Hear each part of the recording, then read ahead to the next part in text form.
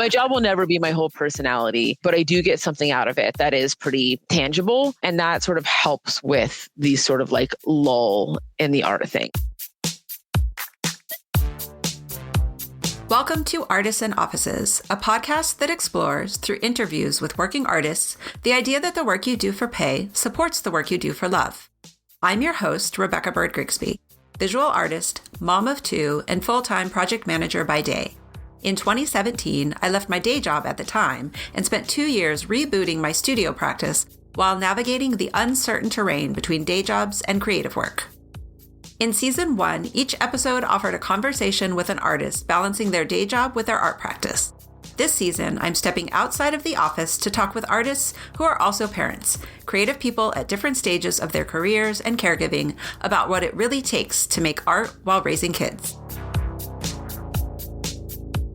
On this episode, I'm excited to welcome back Janine Biunno to the podcast. Janine is a New York-based visual artist and archivist whose work explores how we experience architecture, infrastructure, and city spaces, and how our memories of them shift in the digital age. She currently leads the archives at the Met after 8 years at the Noguchi Museum. Her art has been exhibited at the Museum of Fine Arts Boston, the International Print Center of New York, the Center for Book Arts in New York, Transmitter Gallery, and Satellite Miami, and is included in major collections across the country. Janine holds a BFA from Carnegie Mellon University, an MFA from the School of the Museum of Fine Arts Boston, a graduate certificate in museum studies from Tufts University, and an MLS from CUNY Queens College Graduate School of Library and Information Studies. Janine is also the mom of a 5-year-old son.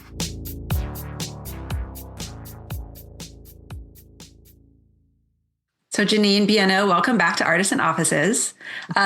We'll talk more about your studio setup later. I know you're in your office right now, but I couldn't help but notice in preparing for this interview that you mentioned your flat file in a couple of different interviews, your beloved, I believe it was like a $50 Craigslist fine.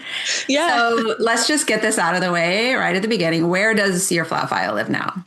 That is such a funny question because we just moved last month. We were officially homeowners for the first time. Very nice. Exciting. Congratulations. Thank you. Never thought it would happen, but here we are. They are in our living room, and it was a whole endeavor. They are the most annoying thing to move, but they still remain. I will never give them up.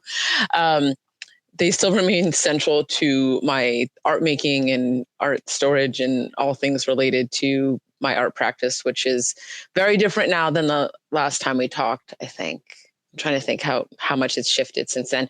The work adjustment thing has been the same, but as per the topic of this particular round of episodes, the kids thing really throws you for a loop, but it is still in my house. I've kept it.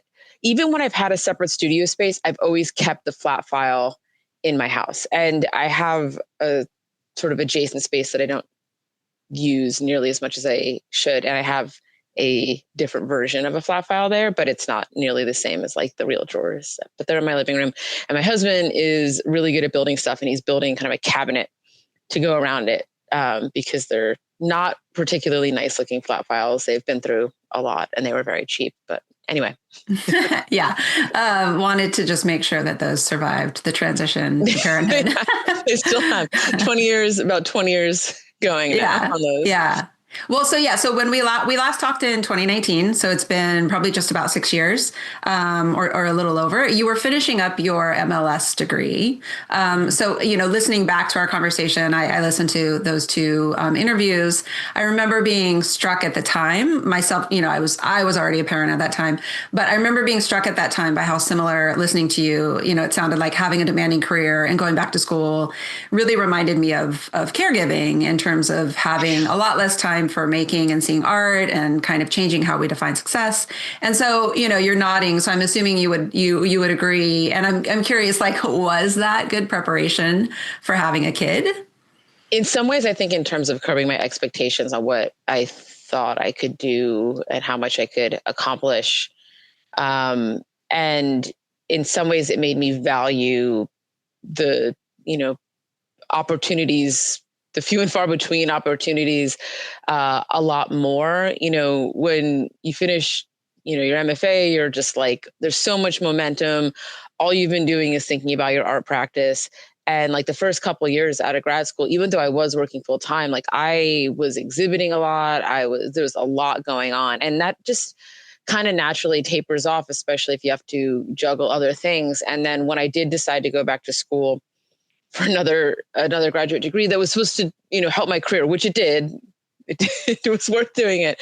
I definitely had to slow down what had already been a sort of slowed down version of my art practice. And then I'm really glad that I finished that, and that was well out of the way by the time I had my son, because doing all of that would have been impossible. But it was good preparation, just in terms of where your brain is at, what you think you can do. Mm-hmm. Yeah. So I think when we talked, I think you just had your dissertation. So how did the rest of that program go, and where did you go from there? So I did that sort of in the middle of a career working in archives. It was just a technical degree that most people in my position already had completed. But because I had, both experience working in museums and with collections and a lot of digital imaging experience. And when I did my MFA, I also did a museum studies degree too. So like I was able to kind of get into that field without the technical degree. And then I kind of reached a point I think it was about 8 years into 8 years into working in archives that I was like, you know what, I'm sort of sick of explaining why I don't have this degree. But the bigger reason is that a lot of jobs, especially at major museums and universities, won't hire you without the degree. So I was just like, all right, F it, I'm going to go back and do it. And I'm really glad that I did, because at that time I just stayed put in the job. I worked as the director of archives and information management at the Noguchi Museum for close to a decade. And then about a year and a half ago, I started working as I'm now the head of archives at the Metropolitan Museum of Art, which is likely where I will be till I retire. So like it was worth it. It was, but taking this job did shift those priorities again on top of the child that happened in between shifting jobs, the degree, and then shifting jobs again. But so you finished the degree, you stayed at Noguchi. You stayed at Noguchi for a bit after that. You had your son before, right? You've been at the Met now for a couple of years? About a year and a half. So it's pretty recent, but I stayed at Noguchi for a while. And part of it was because not too long after I finished the degree, maybe 2 years later, or a year and a half later, I had my son. And, the mental gymnastics of having a newborn baby, I couldn't do anything besides be on autopilot. So I was really grateful to have a job that I knew inside and out, that I was working, but I certainly didn't have too many surprises come up. I also had a major project that launched right before I went on maternity leave. That just timed. I got really lucky with the timing. What I did not get lucky with the timing is that I had my son basically when the pandemic landed. So that was really bad. Not the best timing. But it worked out that at least when I did go back to work, which was fully remote initially, and was sort of juggling, my first experience with childcare. And like, mind you, like I had never really been around babies. I'm the youngest of like all my cousins, my siblings, whatever. I just wasn't around babies. So it was, pretty steep learning curve. And I think I handled it pretty well, all things considered. But what I did not anticipate was how much my brain, just no bandwidth, zero bandwidth. I could not think of anything beyond what was happening in that very moment. And for a while, I would say at least the first 6 months, it was just work and baby, or baby for a while, then work and baby. I only had 3 months maternity leave, which was not enough. But that's a whole other thing we could get. That's a whole other topic for another season. It was what it was. I was fortunate in that even though the world was a complete shit show with the pandemic, that being fully remote for the next 3 months still made it a little bit easier to sort of transition back into work. But yeah, no bandwidth, couldn't think of anything else. So I was grateful to not have to think about a new job. And then eventually I started taking on more things. I started teaching also in between. That was the other thing before before taking this job at the Met, I was teaching a graduate level seminar for a few years on top of the work at Noguchi. So that was like the beginning of being like, oh, my brain can stretch again. I can do other things. Yeah. So the teaching, are you teaching right now? I wasn't sure. Okay. So that happened while you were still at the Noguchi Museum, but after you had your son. After I had Bruce, I was maybe, let's see, when he was like a year and like 2 is when I started teaching, and I taught for about 2.5 years, 2 years, and at Pratt, which was fantastic. I love teaching, and like going back to when we were in our MFA program, like that was why I went to get my MFA. I thought I was going to be a professor. I wanted to be like in art school forever, living the dream. It wasn't until I was fully embedded in my MFA program that I was like, just kidding. Academia is bleak. I will never have a full-time job. And not because I didn't want to, it was just as, the reality of it. I was like, oh, there's just not, these jobs don't exist. It's just adjunct city. And, the people that do get full-time jobs, like it's years and years of dedication that get you there, or you're already an art superstar. And, I was neither of those things. So I had to pivot. So it was cool that I got to go back to teaching, and it was, related to archives, but very focused on sort of artist stuff.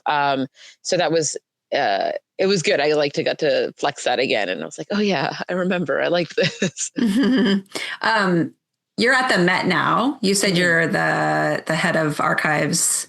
I understand. I was looking up the staff art show. I understand that even though it's been a tradition since 1935, I was surprised to learn that it only opened to the public starting with the 2022 exhibit. Your work was included within the 2024 show, and it got like a fair amount of coverage. It was amazing. What was your experience like? I was blown away by it because, the Met is huge. There's about 2,000 employees, and I don't think anyone's surprised. It's an art museum. There is a ton of artists that work here, and incredibly talented artists. So I was in really amazing company. It was salon style. There's a lot of work that was on display, and everything was really incredible. It was really diverse too, like just in terms of medium and scale and you name it, subject matter. And they have it in the galleries, like actually in the museum galleries, which I did not know that. So that was really special. I am used to staff work, especially in a place as like prestigious as a museum like this, kind of being an afterthought. It's not what this place is about, but it was really cool to be a part of it. And then I also learned some amazing stuff that had happened in the last couple of years, not related to the staff show, but related to staff members whose work has just sort of ended up in the museum. There was an artist who was, I believe, part of the facilities team who ended up in an exhibition recently called Flight into Egypt that was hosted by the Modern and Contemporary Department, and is a really crazy story. But nonetheless, like this guy ended up with his work in an actual exhibition, not the staff exhibition, an actual exhibition, realizing that there was maybe more support there than I had realized. But it was pretty great to be a part of something so special. Yeah, I think I saw coverage of that before I made the connection and realized that your work was probably included. Yeah. Okay, so I want to get back to talking about your studio setup and kind of your living arrangement. Mm-hmm. So we talked last time about your studio being in your apartment at the time. Mm-hmm. It sounds like you've moved into your home. So congratulations again on that. How did parenthood change your setup or your ways of working? And I guess you can talk about sort of before the move, before the house and after the house. Yeah. Okay. So initially, when I have been fortunate living in New York City, I had not had to move. I got really lucky with the first apartment that I got here, and I managed to live in the same apartment for 12 years. And it was a railroad style apartment. It's like unheard of. The railroad style apartment. So each room continues to the next. And one of those rooms was my studio the entire time. Eventually, my now husband moved in, and I was still able to maintain the studio space. But when I got pregnant, we turned the studio into nursery.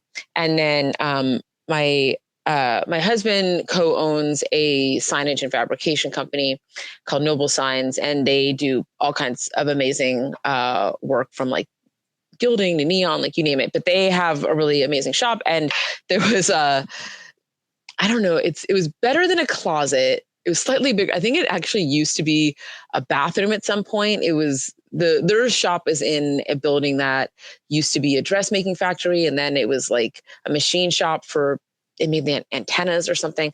Nonetheless, myself and then the other co-owner, his wife, who's a textile artist, and I both like took over a studio space in their shop.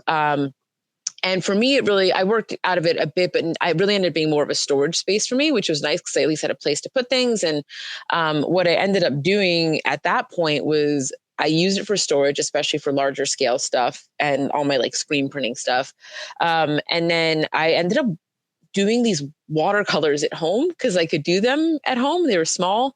And then eventually we moved to another apartment when my son was almost a year, like maybe 9 months. And we lived there for about close to 4 or 5 years. And then we just, we're still in an apartment. We bought an apartment. And so none of these spaces have ever had, since we had to turn the initial studio into a nursery, none of these spaces since then have had like a dedicated studio space outside of a desk. So I have always been someone who has sort of reacted to the environment that I'm in and made work that sort of fit that scale. So when I had the opportunity to make huge work, I could make huge work. And when I didn't, I made small work. And I found that I didn't have the energy to go to the studio. So I was like, what can I do at home? So that's where I started making these like little, I mean, sometimes they were like 14 inches, but they were still like these small watercolors and drawings instead. And a lot of hand cut paper stuff, things that I could pick up and put down quickly.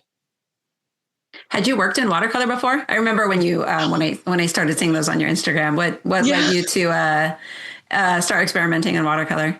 I had done a lot of pen and ink stuff before, but I had not done watercolor.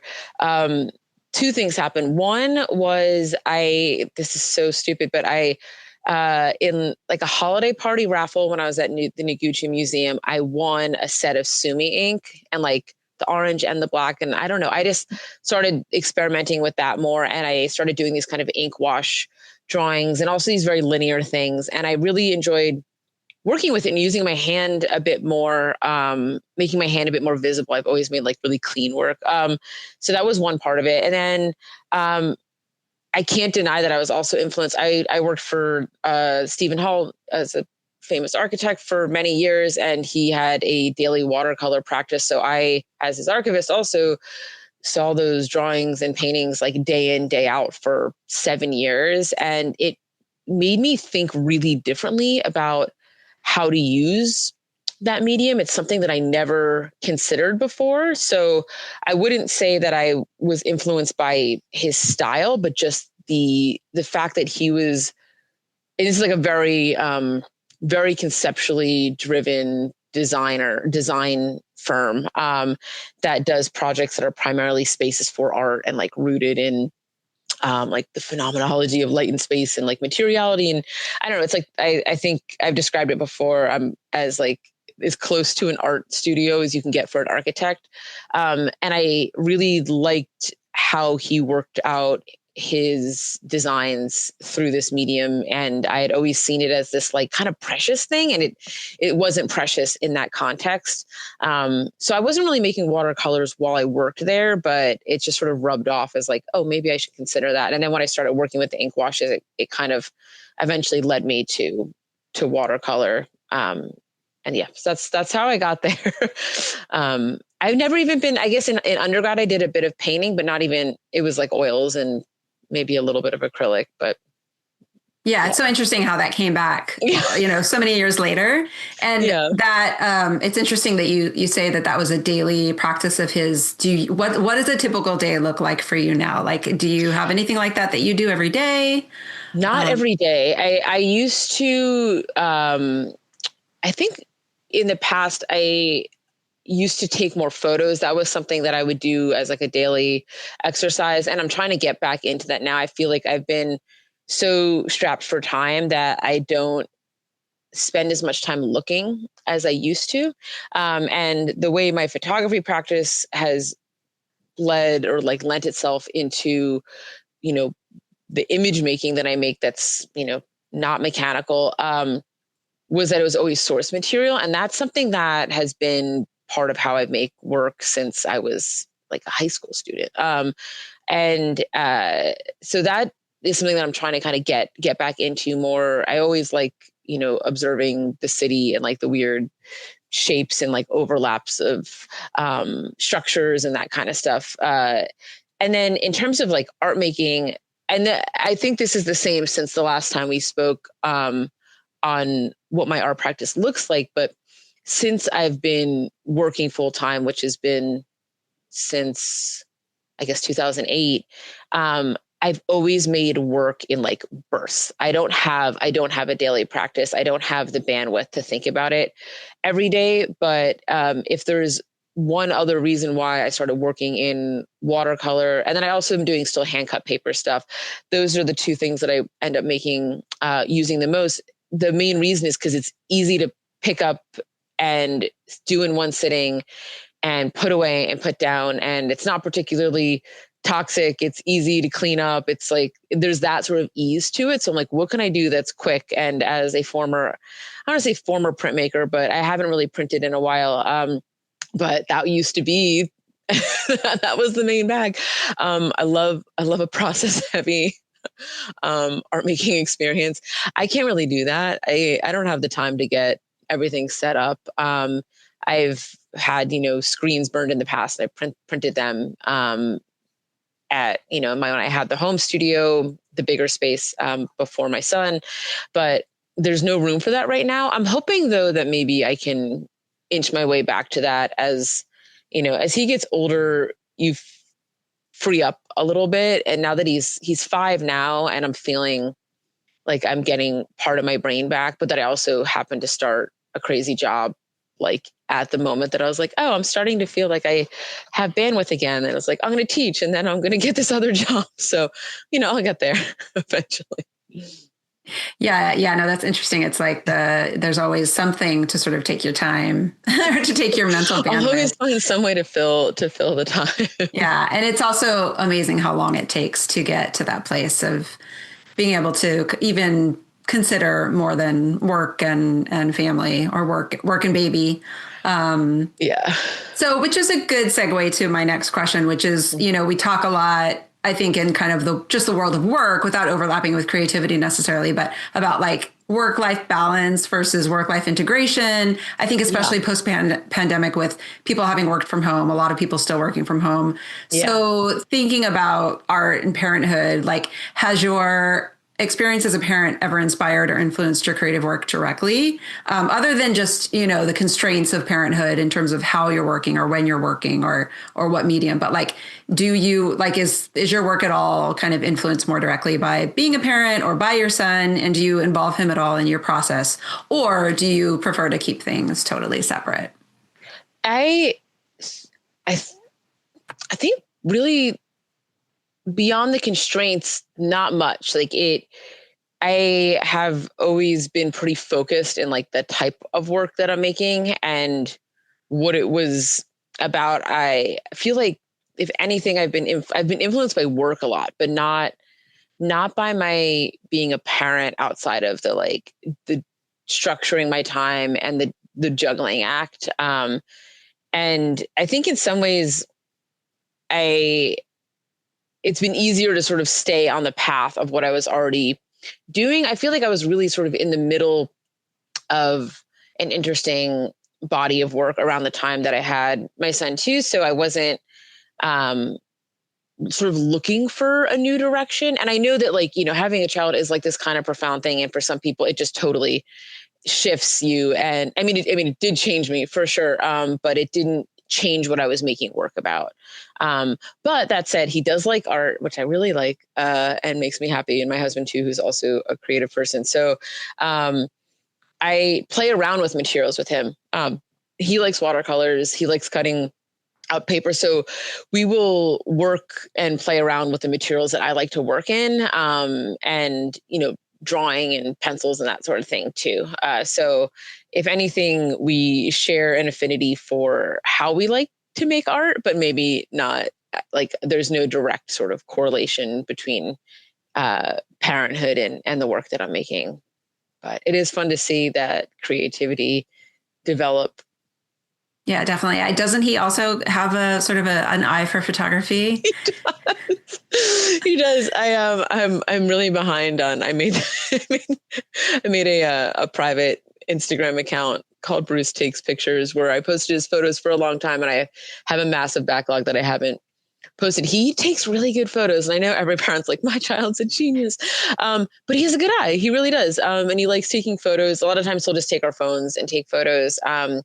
But we got him this little digital camera for Christmas a few years back, and he's really got an interesting perspective, and he's not just like, I mean, don't get me wrong, every kid's gonna like, take a million photos, so he does take a lot of photos, but there's a lot of I think there's a lot of control and decision making that he puts into it as a little kid, so maybe there's something there. He's also one of those type of and this is like more like my husband than myself, but he's like really into taking stuff apart and putting stuff together and how things work. And I think there's like a fascination that's sort of related to that there too.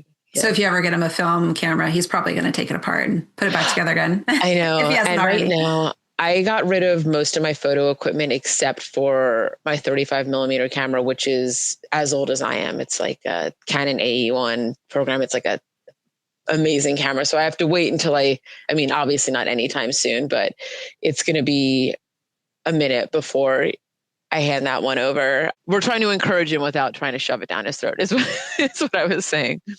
Yeah, definitely. And actually that, we can talk a little bit about like looking at work. I always felt like that was one thing that, I feel like parents, like whatever's important to you as a parent, I feel like it takes a while and maybe longer than you think to kind of come back into your life after having a kid. But that eventually, like if traveling's your thing, like I've seen, parents travel with kids. If hiking's your thing, you see these people out there hiking with kids in backpacks and things. And so I feel like as an artist, as someone who likes to look at art, that's something that I felt like I could do probably more easily than make art. It was like take them to museums. It wouldn't be the same experience as it was for me. But so, I guess talk about looking at like how, if parenthood has changed kind of how you, and this is about community as well, but kind of how you look at art, like how you feel about community. I mean, I think we talked about this a bit. I've seen it pop up in your other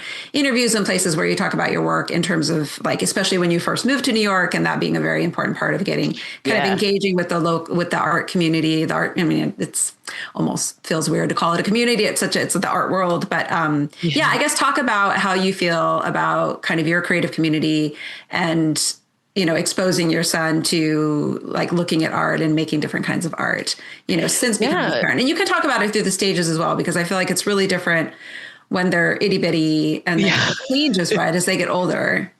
It's funny because when he was really little, it was peak COVID, so we weren't doing anything. But some of the first things that we ever took him to were art openings once it started to get a little bit less crazy. And a lot of the galleries, and especially the more like emerging art galleries that we would frequent, and spaces that friends ran or friends had shows in, or I maybe had work in, would do visiting hours. So you could like kind of sign up for a time so you could go without there being a lot of people around. And this is like a very COVID era thing, but it was also great for having a baby. So we would take him to go see art in a gallery setting. And then I remember closer to when he was maybe two and a half, we started bringing him to museums. And I feel like a lot of this was delayed because of COVID. I've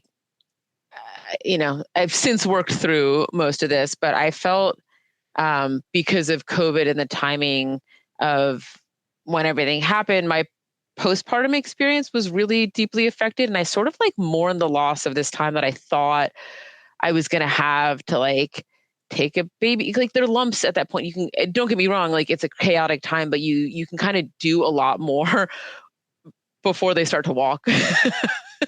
Like nothing's more chaotic than a 1.5-year-old. You're like, we're not going. I took Bruce to one exhibition when he was maybe he was a year and a half, almost 2.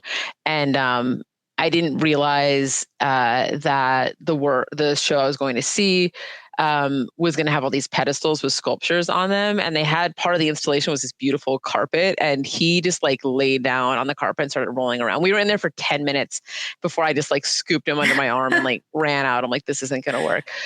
So we had to kind of, with each phase, sort of adjust like what we could do. Definitely started taking him to museums, and all museums too. I just want him to be into the museum experience.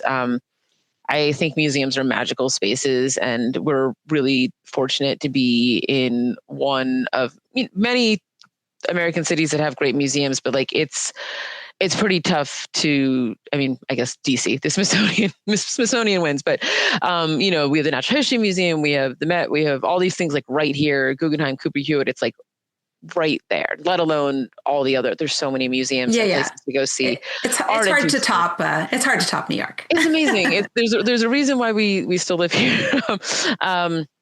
So getting him just used to the museum experience early on. So he's been to the Natural History Museum a lot, and we take him to the Brooklyn Museum at Fairmont. The Brooklyn Museum is like a mini version of the Met, and it was close to home. So it was an easy one to bring him to not feel terribly overwhelmed. But yeah, that's something that we do quite a bit, not as much in the very, very recent, maybe go recently.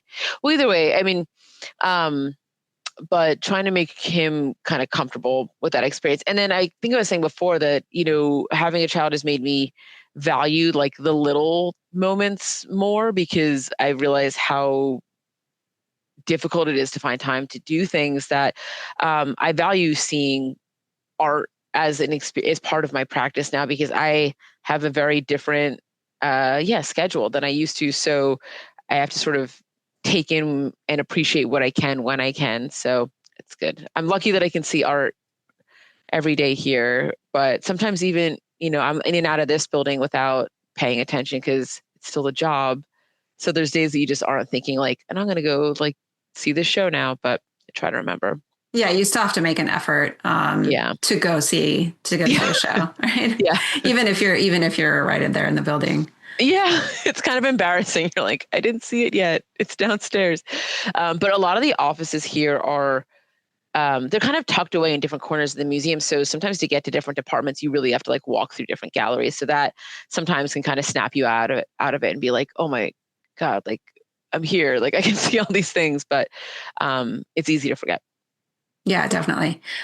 So thinking about showing your work and how, this has or hasn't changed since having a kid, I noticed I enjoyed watching, in 2023, you did the virtual artist talk and demonstration for the North Carolina Museum of Art. And I will link to that in the show notes. How did that come about? So it was through an artist friend from SMFA, from our MFA program, Kelly Thompson, who, she is an incredible painter. And it's so funny how like our network of folks from 20 years ago is still important, because she was in touch with Ollie Wagner, who was also in our program. Ollie works in heads the education department down there. And I guess he had contacted her about doing this demo, and then he was asking for suggestions, and she mentioned me, so he reached out, and he and I were buds back then. It had been a while since we were in touch also, but that's how that happened. It was really through like it was through an SMFA connection, even like many years later, and it was awesome talking to Ollie too, because he had gone through the museum machine, so we had a lot to talk about. Yeah, totally. I remember Ollie. Yeah.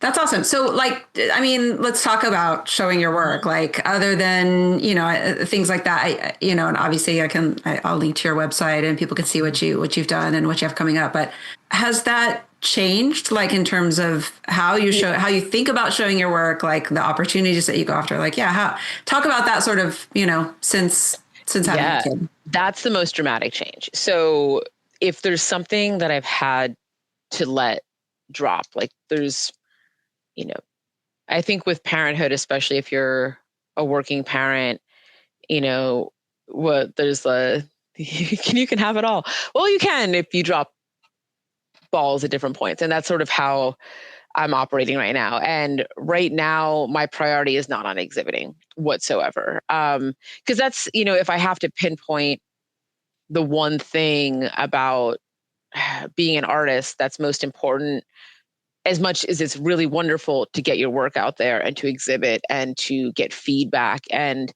like all of that is fantastic, but it takes so much effort. And any artist would be lying if they said that they didn't put hours, dedicated hours. And it's not just about opportunities you apply for. You have to be at the openings. You have to be talking to people. And I know what it's like to do that. And I've had success with that, but I know how much work it was. And I have not had the energy to do that. Some of my friends still are, and I really respect that. And if anything, I just go to what they're going to.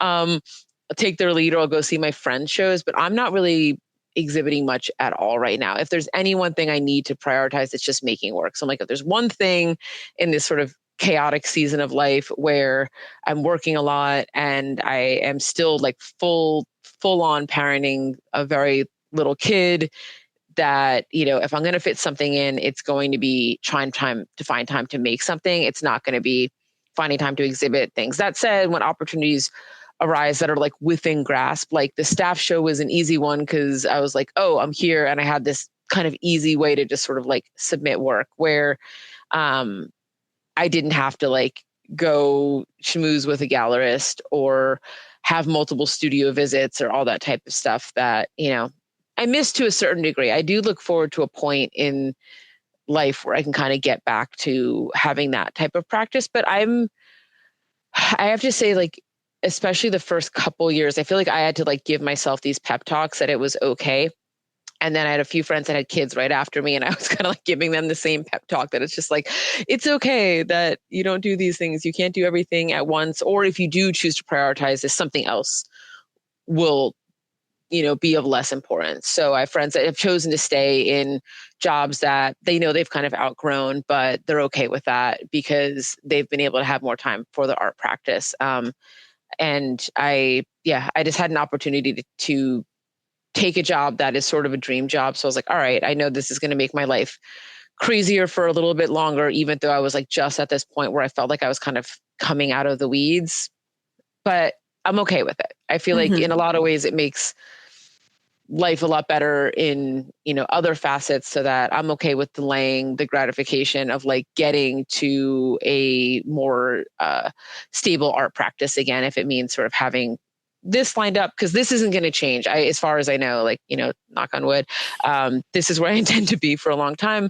And there's going to be a point where this starts to feel very sort of status quo. And then I think I'll have more space for that again. And also as my son gets older. But yeah, I mean, I wouldn't mind an exhibiting opportunity, but it's okay right now. Yeah, no, that makes me think of, I read Oliver Burkeman's 4,000 Weeks Time Management for Mortals. I don't know if you've read that. I know of it. I didn't read it, but I know I've read about it, I guess. Yeah, it's great. I definitely recommend it for creative folks or, really anyone who's juggling a lot of stuff as most people are. But, and that's something that like, I think you talk about, kind of this perspective and being at peace with like, this is where you are in life right now. And you can't, it's like, you can have it. I always think like you can have it all, just not at the same time. Yeah, that's exactly it. But yeah. And I think what I've gained, and it sounds like you've done this on your own. I feel like it's taken me a long time to get to this place and I've had to read a lot of books to get there, but it's like, you do have to kind of let go of some things, but not necessarily forever. And even like, I think you're going to enjoy the other conversations I'm having because I am talking with some folks who have much older, like adult. Oh children. Yeah, I'd love to hear it. I think that'll be interesting to hear from people at all different stages of kind of career and parenthood and how things kind of ebb and flow and things kind of go away for a while and come back. But even, going into podcast production this summer, I've had to just be very accepting of like, this is all I'm going to be able to work on for the next like 4 months. And cause I've found that I can only really do one extra thing at a time. Like that's nail on the head. It's one extra thing at a time. And it's hard because like we also, look and see, I have some friends that are doing amazing things with their art practices now and they have 1-2 kids, whatever. I'm like, how are you doing it? But I have to know that you especially when it comes to social media, you're getting the highlight reel. So you don't know, you don't know exactly the day to day. But I also know the friends of mine that have kids that are having more success with their art practice are making it the number one thing that they're doing sort of outside of being a parent. And I know that that's just not me right now. And I'm really grateful for, the, I guess, professional opportunities that I've had. So like, and I don't know, the other thing that happened, I like my job. It's not a substitute for art making by any means. Like, I don't think I'll ever not be an artist, but I do get a certain amount of fulfillment out of doing what I do here and at my last job too. There's something about it that does sort of like feed me, it's still a job. My job will never be my whole personality, but I do get something out of it that is pretty tangible. And that sort of helps with me being okay with these sort of like lull in the art thing. Cause I'm like, that's always going to be there. I know I'll come back to it with more force at another point. As long as I'm in my mind, I'm like, as long as I'm just making work periodically throughout the course of a year, that I'm finding the time to sit down and churn a couple pieces out, and think about ideas and take notes and take photos. And one thing I've always done forever is I keep notes. I take notes, I take photos, and I kind of have a running list of stuff I want to make. I keep a list of visual resources. So there's always this sort of like stockpile of information so that when I am ready to sit down and make work, I'll often make like 4 or 5 things because I have this kind of list of stuff I want to do. Not everything's a success, but usually I'll come out of those sort of spurts of art making with at least a few things that I'm really happy about, or at least a couple studies that I feel like are taking me in a new direction. And that's all I need right now to kind of hold on to it. And then we'll see where it goes, in the next few years, especially as stuff, with work levels out. And, as kids get older, as we were saying, like I've even noticed, between 2, 3 to 5, and 5 is still little, but like they're a lot more able to like keep themselves entertained. And, or we could do stuff together where like, there's definitely times where I've sat down and started making my own work and gave Bruce his paints and let him kind of do his thing for however long he felt like doing it. And I've been able to get stuff done, so it's not like a total loss. Timing. Yeah. You're already seeing that. Like, it comes back. It's just funny though. Better. Yeah. When you describe, like, I feel like that kind of working alongside your kid is like the dream that you think of when you first become a parent. That it's like always going to be like that. It's not necessarily, but you do have, and I feel like when you have those moments, it sounds magical, right? It's amazing that it happens now. I think we all were maybe a little deluded at some point, like before you have your child, your first, second kid, whatever. You think, oh, I'll just like have them play over here and no, like you're absolutely not. And I've had friends that were like, oh, I'll just like bring them to the studio. I'm like, sure. Yeah. No, I've definitely seen quite a few photos over the years of babies and toddlers in studio, or like I should say babies in studios. And then I don't see any pictures of kids in studios for a few years after that until they're much older. Yeah. I mean, baby's fine. After that, it's like, as soon as they can walk, it's game over. Like they're incredibly destructive for like a solid 2 years.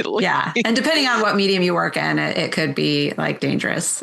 Yeah. So, I definitely went to safer mediums, I guess, like toxicity wise, but I also am using like X-Actos and knives and all this stuff. So I would wait for my son to take naps, or when he went to sleep. Eventually when he went to daycare, when I was working from home, if I had a slow day, I would like bust out the art supplies. And now, because I'm mostly in office now, that's the other thing. So like, I don't have the ability to kind of weave it into my day, which, working from home, I got so much done, but I also really appreciated that I could get some chores sort of in like that kind of stuff. And on occasion I could get some art making stuff in too. And I was still getting everything done. It was never, like I was not working, but at the same time, I guess it gives for a little bit more flexibility. But, working in office, it's like, I have to be here, and it's busy. So it's nothing happens during the day, especially at this job, because it is like full tilt. Nothing happens during the day but work. Like it's just work. Yeah. I've definitely had other jobs where like I could like weave something in here and there, but that is like a no-go here. So it really has to happen nights and weekends, but it's at least I can have it happen now with my son beside me, as opposed to waiting for those like sleeping moments.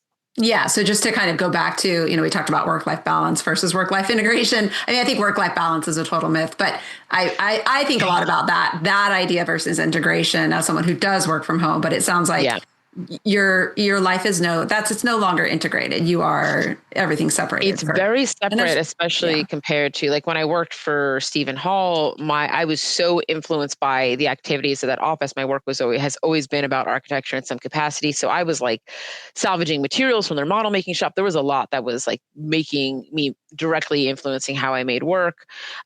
Here, I mean, I'm definitely impacted by the art that I see. It's the Met, like it's full of amazing stuff. We're really lucky. But it is very separate. That said, it is a supportive environment for parents. I can leave early if I need to leave early to pick my son up from school. I have found this job to be, while I am full tilt and I am working pretty intensely from the minute I get here, from the minute I leave. One, I think being here, you sort of get into work mode, so it kind of allows for that. But by doing that, it also means that I leave work at work. I do not go home and do more work. And I've had a better work-life balance here in this like kind of pretty senior crazy role by just being like, this is work time, this is home time. And I'm kind of enjoying that balance. Work has bled into my life a lot more in the past, for better or worse. And now it's like, I really appreciate that it's a very separate thing. Yeah, definitely pros and cons either way. Mm-hmm.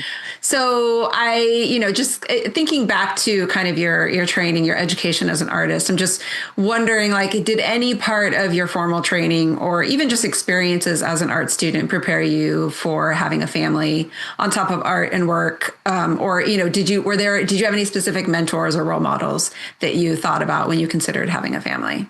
Yeah. So I feel like there's always this, I don't want to say a debate, but a lot of people who did not go to art school do not understand the value of art school. They have a very like romanticized idea of what they think art school is. And like, yes, you get to make art. That's fantastic. But you're also speaking very critically, and it's a pretty intense experience. Those who know. But I will say, if there's one real skill that I left art school with, it's being a good project manager. Like, I know how to manage my time. I know how to have a lot of different balls in the air and get shit done. Like, that is on you 1,000%. And especially if you do pretty complicated projects, like, that you have this sort of like very fine line to walk. It's like a finely tuned machine to get things done on time, and making sure you have the right materials and the time and the money and the space and the blah, blah, all that stuff. That, if anything, has prepared me for the working world, and I think the juggling act of parenthood. I think that's, like, to me, the closest thing. As far as mentors, I don't know if I would necessarily say mentors, but I definitely saw people who I thought were balancing it really well. And of course, I didn't know the minutia, the nitty gritty, the hard parts, but I did see people that I was impressed with how they managed to have a family and still maintain an art career or a professional life. I would say, Jen, our beloved Jen Schmidt. Yeah, Jen Schmidt. Our thesis advisor and wonderful professor from grad school. Seeing her have kids and like maintain a pretty amazing career, still going to residencies and obviously teaching, I thought that was really pretty remarkable. And then, other friends of mine in the art world and in sort of my working world that I saw sort of do both, and be like, okay, it's not over. And also seeing that it was okay. I don't think I had a direct influence on this, but sort of in a very general way, kind of seeing that it was okay to kind of take a step back, and take some time. That, you don't have to, it's not everything all the time, all at once. And I'm like a relatively type A anxious person who sometimes wants things like right now. So that's like a pretty big step for someone with my brain type that's like, no, it's fine. Yeah. Acknowledging your boundaries. There you go. Yeah. Do you feel like I'm wondering, like in your, your career as an art student, an artist, and a professional working in the arts, do you feel like that's changed? A Like little that bit. perception of kind of like parenthood and creativity? Yeah, I think a little bit. I think I'm always a person who does too much. So I think that my impression before I had kids of what I thought was doable was obviously way off from the reality of it. I think the reality is acknowledging those limits. So I was just saying that, like, you can't do it all. So you have to prioritize what really matters, and what can really be challenging is when you're going through like the social media view of life and you're seeing people that through whatever content they're showing, that it seems like they are doing all these things all at once. And you have to kind of remind yourself, well, I mean, even maybe they are, maybe, I don't know. But sometimes I just had to be like, that's not you right now. That's fine. It's okay. I don't know. Therapy's great. Just work through it. Yeah, definitely. It's fine. You're one person. I have an awesome partner, though. I will say my husband's a great dad, and has been a very he wants to see me make art. He wants to see me without pressure. I will say too, like there's no pressure, but like he's very encouraging of me finding that time, and on whatever balance I'm happy with. So that's nice to have that someone in your corner. Yeah, that makes a huge difference. And I think it helps to have someone who understands the creative process and kind of like what it means to be a creative person as well, I would imagine. Yeah. He's in it more day to day than I am. Like I work in a museum, but I'm not doing creative work here. I'm doing like, it's like policy and manager. Like it's not creative. It's interesting. I really like it, but his work is actually creative, which is pretty cool because they're like actually building stuff and using materials in their hands. And it's a pretty amazing business. So and they make incredible stuff is what I was trying to say. So it's nice knowing that someone who does that day to day can sort of understand someone who used to do that kind of stuff more often. Like they do all this, they end up doing a lot of screen printing and gilding, like you screen print the size and all this stuff. And so it's like he's been screen printing more than I did when that was like my like live. That was your thing. Yeah. Breathe, sleep, screen printing. I was like, I miss it. But anyway, it's nice. I appreciate it. It's funny talking about Jen and residencies. And then you kind of mentioned earlier, like working in bursts. And I know you've done residencies in the past. So are there, like, how do you carve out those bursts of time? And is that something like, have you considered applying? I don't know if you've applied to residencies or done any residencies as a parent, or even done like sort of self, DIY residencies. Is that something that you... I would love to. I could see myself in the future definitely doing. There's a few, it has to be short term, like 1 or 2 week things. I can see myself doing that in the future 100%. Not yet, but I can see myself doing that down the line. What I end up doing is I'll take a day off and I'll just be home, and that's when I make work like that. And I often I've found that I tend to take as much time as I can around the holidays, and there usually are a few days in that stretch like before the holidays where no one's around. And I historically over the last, how long have I been, the last 15 years, I've always made a lot of work in like December. Yeah. And then obviously there's always little bits like throughout the year, but that's always a time of year that I just like churn out a bunch of stuff because I can take a couple of days off in a row. And that is kind of part of it. Like I'm calling it a DIY residency is kind of, I sort of like that. Like it's in a way what I'm doing is that's kind of it. And I'll, make a bunch as much as I can sort of in a given time or finish up. Sometimes there's a lot of stuff that I've left, like, especially with watercolors, you have to let stuff dry in between. So there might be things that just need like 1 or 2 more layers and I can just finish them off. But that's how it really happens now. It's like, I just legit take a day off. No kids, no one around. And that's, plant myself, set up the whole table, get everything out, do it. Okay. So final question. What does Bruce think of your art? I think he thinks it's good. It's so funny because I don't think he understood that I made art. And then my husband's the one who was pointed out to him, do you know mommy made that? And he's like, oh, wow. So I think I don't think he has like a huge sense of what I make, but I know that he has been impressed by the things that he has realized that I have made. And he has asked me to make things, draw things, paint things for him. Um, so I think he knows that like mommy's good at art. I think that's it. But he knows that, I mean, my husband too, so like he'll kind of go to any of us for creative guidance. But then I also don't want him to rely on us either. We're like, no, you do it. He really likes us to do things for him. I don't know. We got to work on that. But yeah, I think he knows that we have an appreciation for it and that it's something that we care a lot about as much as a 5-year-old can, and that we want him to do it. But again, I try not to pressure him. It's like, think about the stuff I was pressured about as a kid. And I'm like, don't like that anymore. So trying to keep that in mind.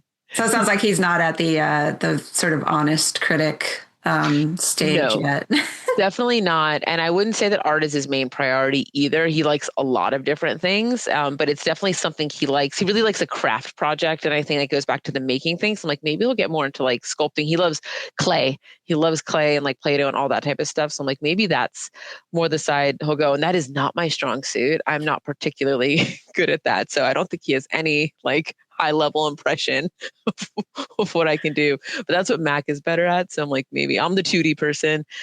Max the 3D person. Yeah, I could see that his work being a bit more geared toward like 3-dimensional work. Yeah. So totally. Between the two of you, he's set.